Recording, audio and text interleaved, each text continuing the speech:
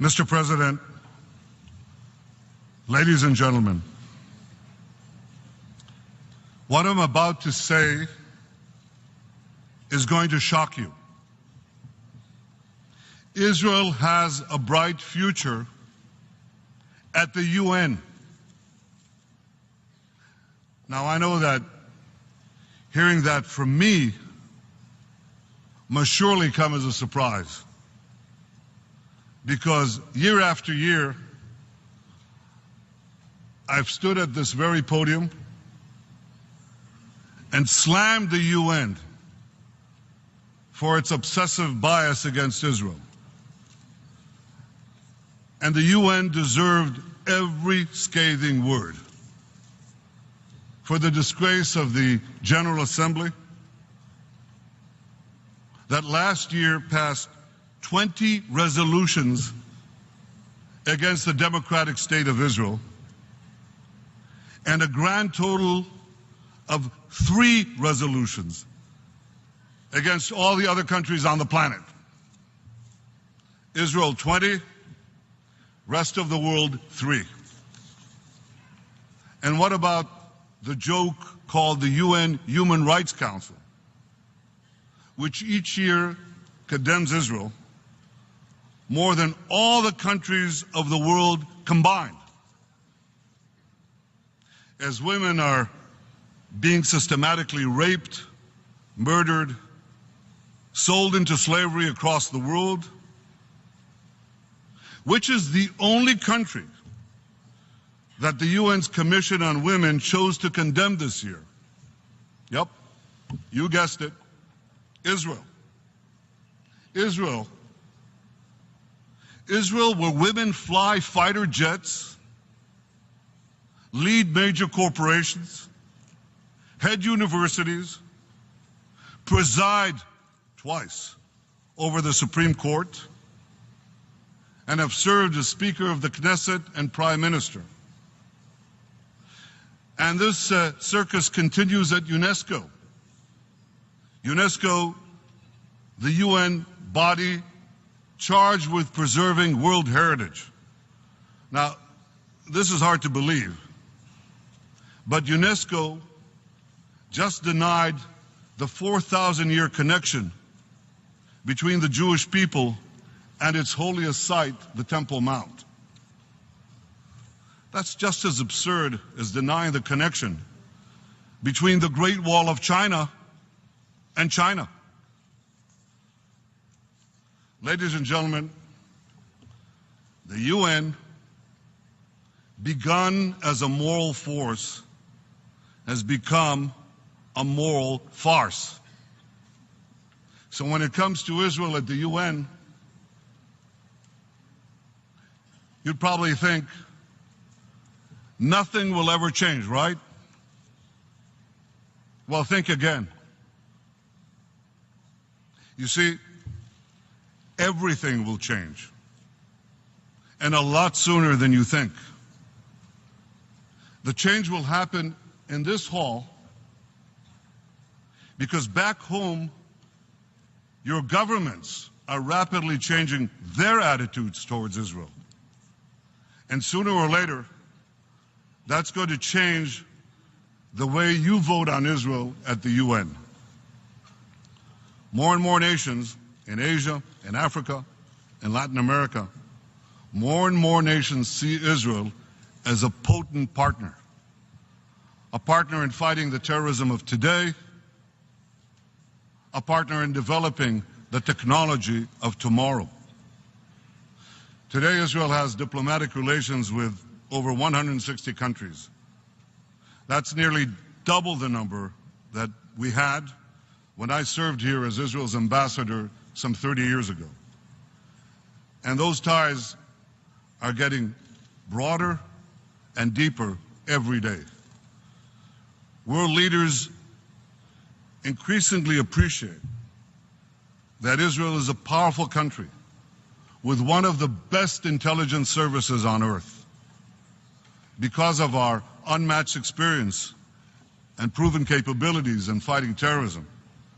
Many of your governments seek our help in keeping your country safe, Many also seek to benefit from Israel's ingenuity in agriculture, in health, in water, in cyber, and in the fusion of big data, connectivity, and artificial intelligence. That fusion that is changing our world in every way. You might consider this. Israel leads the world in recycling wastewater. We recycle about 90% of our wastewater. Now, how remarkable is that? Well, given that the next country on the list only recycles about 20% of its wastewater, Israel is a global water power. So if you have a thirsty world, and we do, there's no better ally than Israel.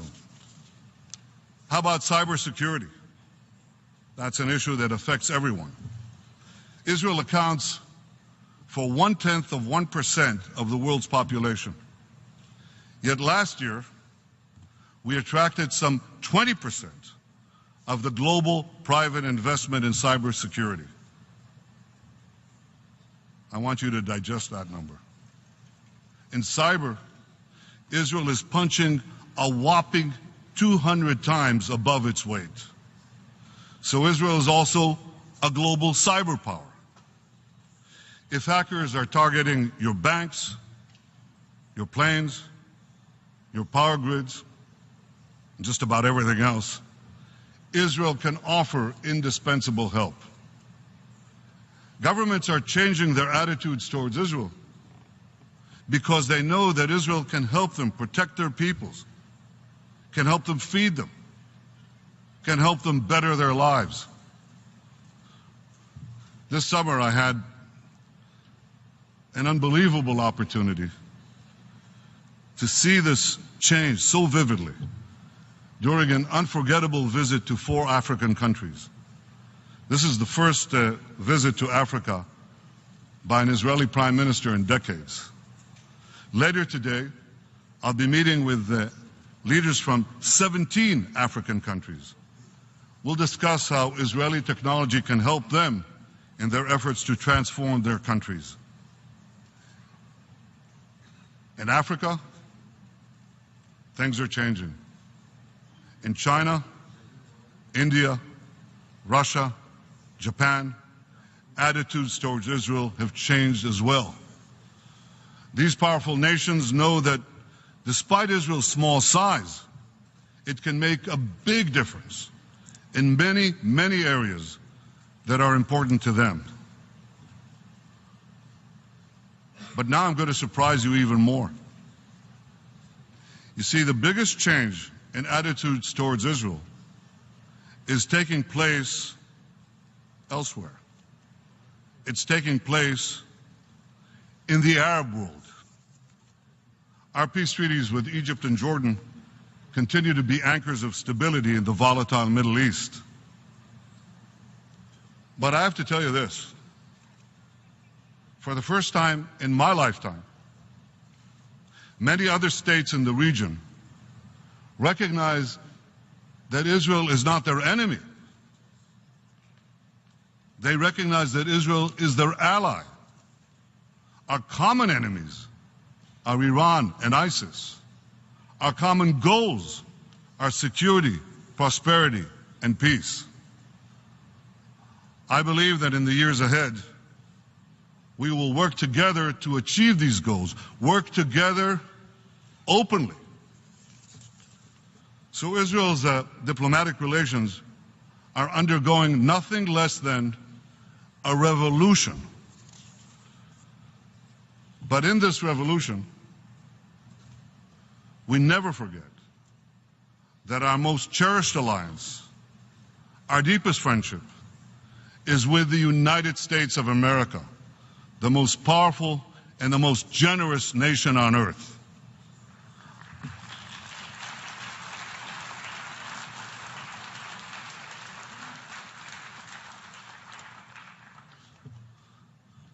Our unbreakable bond with the United States of America transcends parties and politics.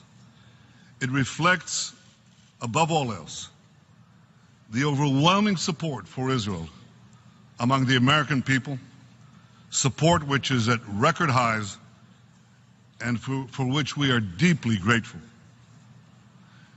The United Nations denounces Israel. The United States supports Israel. And a central pillar of that defense has been America's consistent support for Israel at the UN. I appreciate President Obama's commitment to that long-standing U.S. policy. In fact, the only time that the United States cast a UN Security Council veto during the Obama presidency was against an anti-Israel resolution in 2011. As President Obama rightly declared at this podium, peace will not come from statements and resolutions at the United Nations. I believe the day is not far off when Israel will be able to rely on many, many countries to stand with us at the UN. Slowly but surely, the days when UN ambassadors reflexively condemn Israel, those days are coming to an end. Ladies and gentlemen, today's automatic majority against Israel at the UN reminds me of the story, the incredible story of Hiro Onoda. Hiro was a Japanese soldier who was sent to the Philippines in 1944. He lived in the jungle. He scavenged for food. He evaded capture. Eventually he surrendered, but that didn't happen until 1974, some 30 years after World War II ended. For decades, Hiro refused to believe the war was over.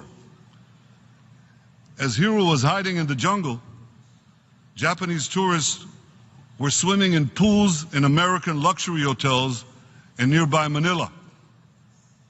Finally, mercifully, Hiro's former commanding officer was sent to persuade him to come out of hiding. Only then did Hiro lay down his arms. Ladies and gentlemen, distinguished delegates from so many lands, I have one message for you today. Lay down your arms. The war against Israel at the UN is over. Perhaps some of you don't know it yet, but I'm confident that one day, in the not too distant future, you will also get the message from your president or from your prime minister informing you that the war against Israel at the United Nations has ended. Yes, I know, there might be a storm before the calm. I know there's talk about ganging up on Israel at the UN later this year. Given its history of hostility towards the UN, or towards Israel rather,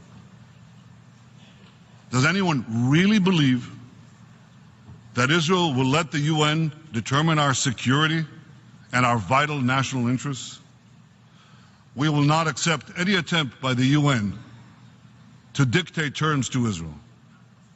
The road to peace runs through Jerusalem and Ramallah, not through New York.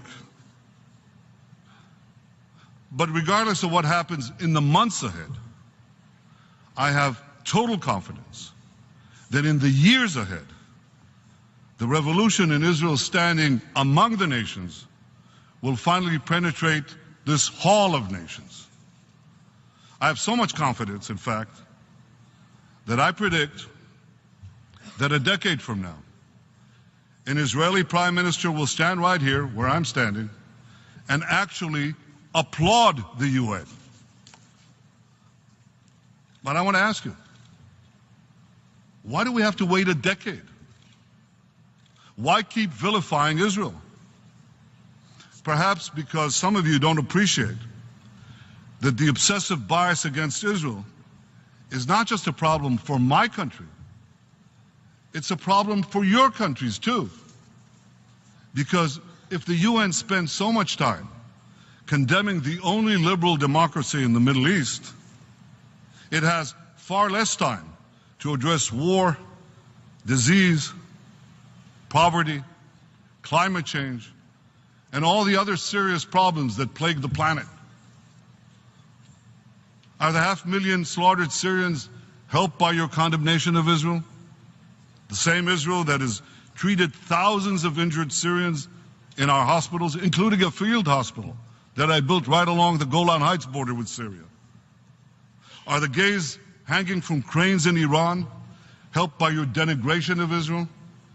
That same Israel where gays march proudly in our streets and serve in our parliament, including, I'm proud to say, in my own Likud party?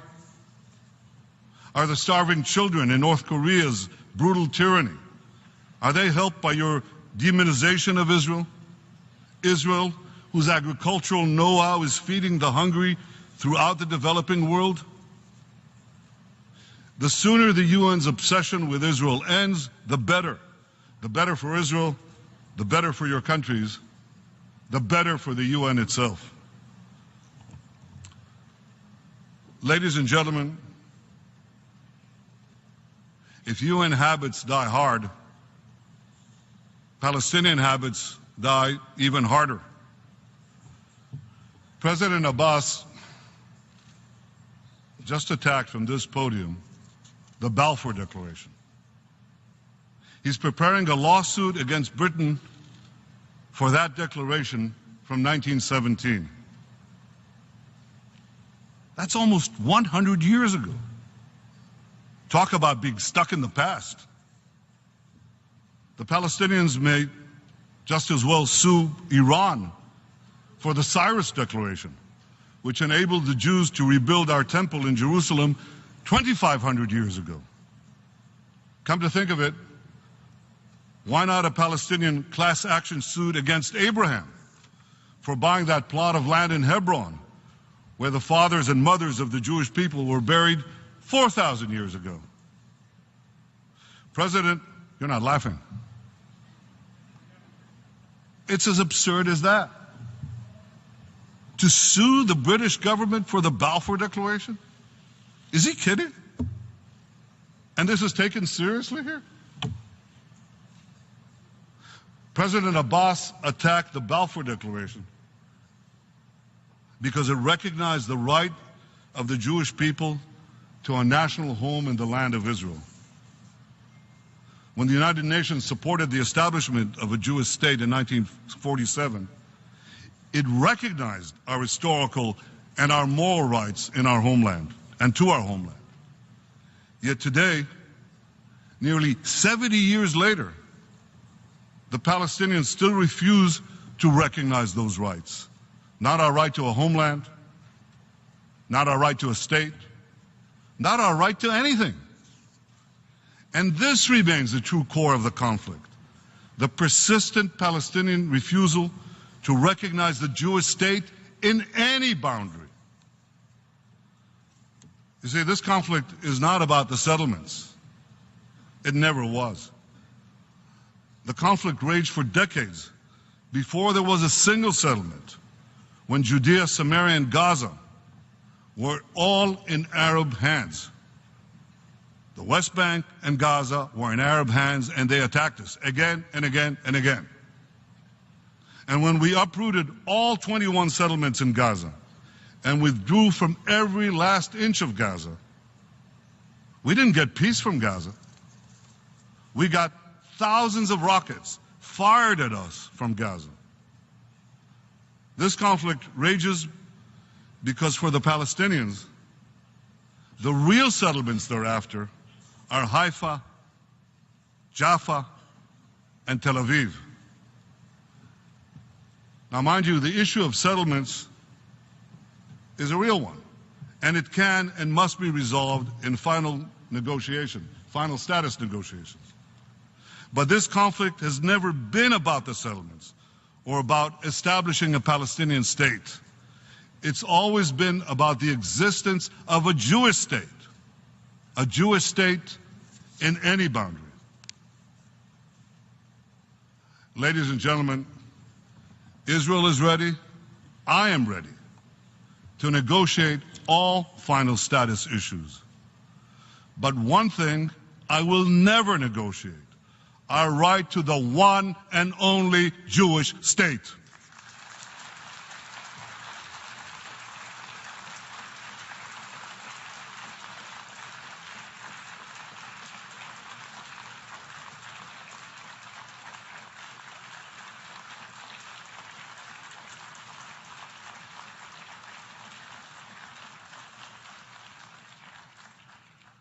Wow, sustained applause for the Prime Minister of Israel and the General Assembly. The change may be coming sooner than I thought. Had the Palestinians said yes to a Jewish state in 1947, there would have been no war, no refugees rather, and no conflict. And when the Palestinians finally say yes to a Jewish state, we will be able to end this conflict once and for all. Now here's the tragedy. Because, you see, the Palestinians are not only trapped in the past, their leaders are poisoning the future. I want you to imagine a day in the life of a 13-year-old Palestinian boy. I'll call him Ali. Ali wakes up before school. He goes to practice with a soccer team named after Dalal Mughrabi, a Palestinian terrorist responsible for the murder of a busload of 37 Israelis. At school, Ali attends an event sponsored by the Palestinian Ministry of Education honoring Baha Alyan, who last year murdered 3 Israeli civilians. On his walk home, Ali looks up at a towering statue erected just a few weeks ago by the Palestinian Authority to honor Abu Sukar, who detonated a bomb in the center of Jerusalem, killing 15 Israelis. When Ali gets home, he turns on the TV and sees an interview with a senior Palestinian official, Jibril Rajoub, who says that if he had a nuclear bomb, he detonated over Israel that very day. Ali then turns on the radio and he hears President Abbas's advisor, Sultan Abu el-Ainin, urging Palestinians, here's a quote, to slit the throats of Israelis wherever you find them.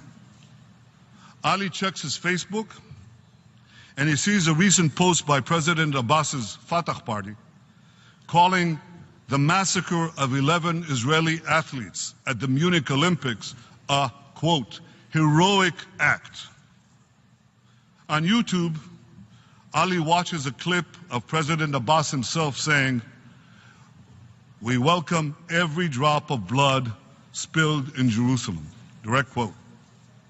Over dinner, Ali asked his mother, what would happen if he killed a Jew and went to an Israeli prison? Here's what she tells him. She tells him he'd be paid thousands of dollars each month by the Palestinian Authority. In fact, she tells him, the more Jews he would kill, the more money he'd get. Oh, and when he gets out of prison, Ali would be guaranteed a job with the Palestinian Authority. Ladies and gentlemen, all this is real. It happens every day, all the time. Sadly, Ali represents hundreds of thousands of Palestinian children who are indoctrinated with hate every moment, every hour. This is child abuse. Imagine your child undergoing this brainwashing. Imagine what it takes for a young boy or girl to break free out of this culture of hate. Some do, but far too many don't. How can you expect how can any of us expect young Palestinians to support peace when their leaders poison their minds against peace? We in Israel don't do this. We educate our children for peace. In fact, we recently launched a pilot program, my government did, to make the study of Arabic mandatory for Jewish children so that we can better understand each other, so that we can live together side by side in peace. Of course, like all societies, Israel has fringe elements. But it's our response to those fringe elements. It's our response to those fringe elements that makes all the difference. Take the tragic case of Ahmed Dawabshe. I'll never forget visiting Ahmed in the hospital, just hours after he was attacked. A little boy, really a baby. He was badly burned. Ahmed was the victim of a horrible terrorist act perpetrated by Jews. He lay bandaged and unconscious as Israeli doctors worked round the clock to save him. No words could bring comfort to this boy or to his family. Still, as I stood by his bedside, I told his uncle, "This is not our people. This is not our way." I then ordered extraordinary measures to bring Ahmed's assailants to justice. And today, the Jewish citizens of Israel, accused of attacking the Dawabshe family, are in jail, awaiting trial. Now, for some, this story shows that both sides have their extremists, and both sides are equally responsible for this seemingly endless conflict. But what Ahmed's story actually proves is the very opposite. It illustrates the profound difference between our two societies. Because while Israeli leaders condemn terrorists, all terrorists, Arabs and Jews alike, Palestinian leaders celebrate terrorists. While Israel jails the handful of Jewish terrorists among us, the Palestinians pay thousands of terrorists among them.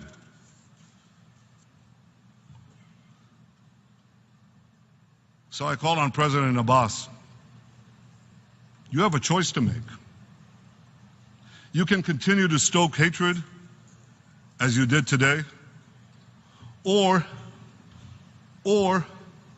you can finally confront hatred and work with me to establish peace between our two peoples. Ladies and gentlemen, I hear the buzz. I know that many of you have given up on peace. But I want you to know, I have not given up on peace. I remain committed to a vision of peace based on two states for two peoples. I believe, as never before, that changes taking place in the Arab world today offer a unique opportunity to advance that peace. I commend President Sisi of Egypt for his efforts to advance peace and stability in our region. Israel welcomes the spirit of the Arab Peace Initiative and welcomes a dialogue with Arab states to advance a broader peace. I believe that for that broader peace to be fully achieved, the Palestinians have to be part of it. I'm ready to begin negotiations to achieve this today, not tomorrow, not next week, today. President Abbas spoke here an hour ago. Wouldn't it be better if instead of speaking past each other, we were speaking to one another? President Abbas, instead of railing against Israel at the United Nations in New York, I invite you to speak to the Israeli people at the Knesset in Jerusalem.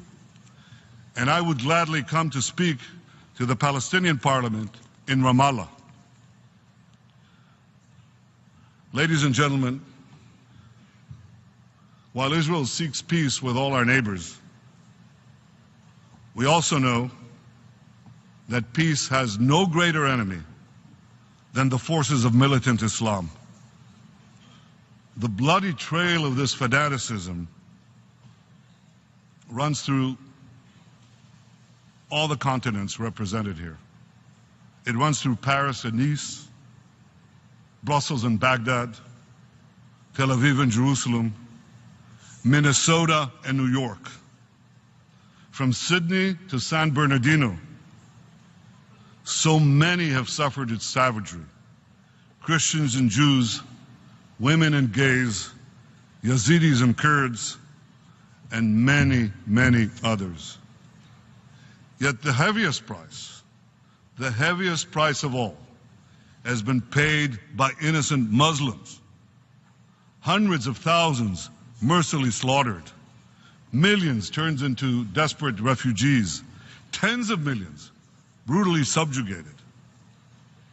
The defeat of militant Islam will thus be a victory for all humanity. But it would especially be a victory for those many Muslims who seek a life without fear, a life of peace, a life of hope. But to defeat the forces of militant Islam, we must fight them relentlessly. We must fight them in the real world. We must fight them in the virtual world. We must dismantle their networks, disrupt their fundings, discredit their ideology. We can defeat them, and we will defeat them. Medievalism is no match for modernity. Hope is stronger than hate. Freedom mightier than fear. We can do this. Ladies and gentlemen, Israel fights this fateful battle against the forces of militant Islam every day. We keep our borders safe from ISIS. We prevent the smuggling of game-changing weapons to Hezbollah in Lebanon. We foil Palestinian terror attacks in Judea, Samaria, the West Bank. And we deter missile attacks from Hamas-controlled Gaza. That's the same Hamas terror organization that cruelly, unbelievably cruelly, refuses to return 3 of our citizens and the bodies of our fallen soldiers, Oron Shaul and Hadar Golden. Hadar Golden's parents, Leah and Simcha Golden, are here with us today. They have one request: to bury their beloved son in Israel. All they ask for is one simple thing: to be able to visit the grave of their fallen son Hadar in Israel. Hamas refuses. They couldn't care less.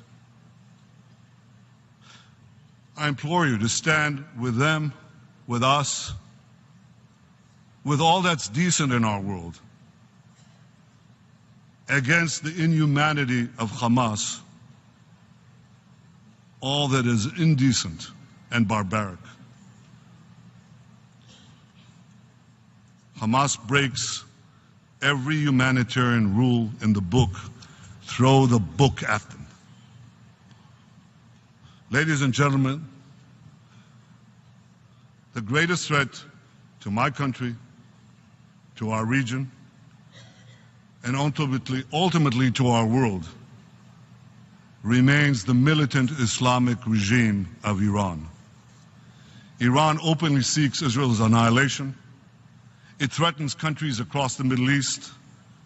It sponsors terror worldwide.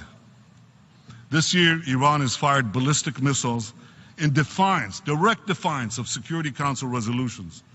It has expanded its aggression in Iraq, in Syria, in Yemen. Iran, the world's foremost sponsor of terrorism, continued to build its global terror network. That terror network now spans 5 continents. So my point to you is this: the threat Iran poses to all of us is not behind us, it's before us. In the coming years, there must be a sustained and united effort to push back against Iran's aggression and Iran's terror. With the nuclear constraints on Iran 1 year closer to being removed, let me be clear. Israel will not allow the terrorist regime in Iran to develop nuclear weapons. Not now, not in a decade, not ever.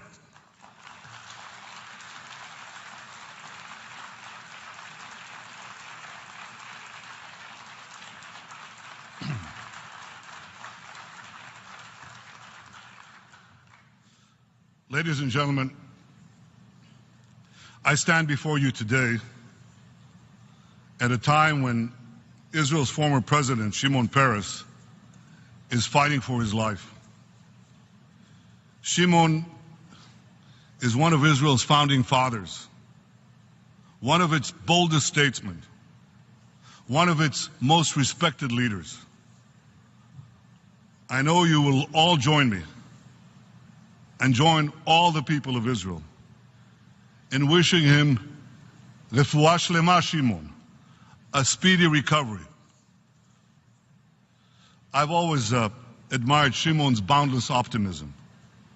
And like him, I too am filled with hope. I'm filled with hope because Israel is capable of defending itself by itself against any threat. I'm filled with hope because the valor of our fighting men and women is second to none. I'm filled with hope because I know the forces of civilization will ultimately triumph over the forces of terror. I'm filled with hope because in the age of innovation, Israel, the innovation nation, is thriving as never before.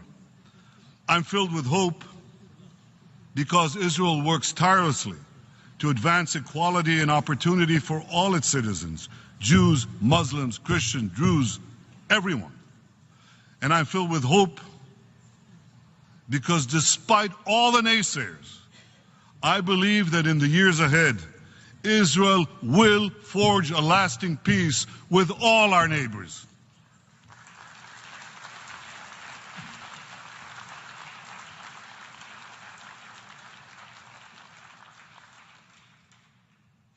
Ladies and gentlemen, I'm hopeful about what Israel can accomplish because I've seen what Israel has accomplished. In 1948, the year of Israel's independence, our population was 800,000. Our main export was oranges. People said then we were too small, too weak, too isolated, too demographically outnumbered to survive, let alone thrive. The skeptics were wrong about Israel then. The skeptics are wrong about Israel now. Israel's population has grown tenfold, our economy 40-fold. Today, our biggest export is technology. Israeli technology which powers the world's computers, cell phones, cars, and so much more. Ladies and gentlemen, the future belongs to those who innovate, and this is why the future belongs to countries like Israel. Israel wants to be your partner in seizing that future. So I call on all of you, cooperate with Israel, embrace Israel, dream with Israel. Dream of the future that we can build together, a future of breathtaking progress, a future of security, prosperity, and peace, a future of hope for all humanity, a future where even at the UN, even in this hall, Israel will finally, inevitably, take its rightful place among the nations. Thank you.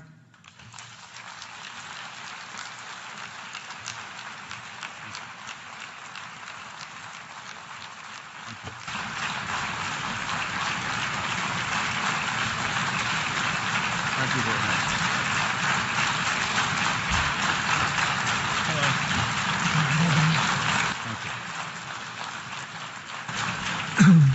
En nombre de la On behalf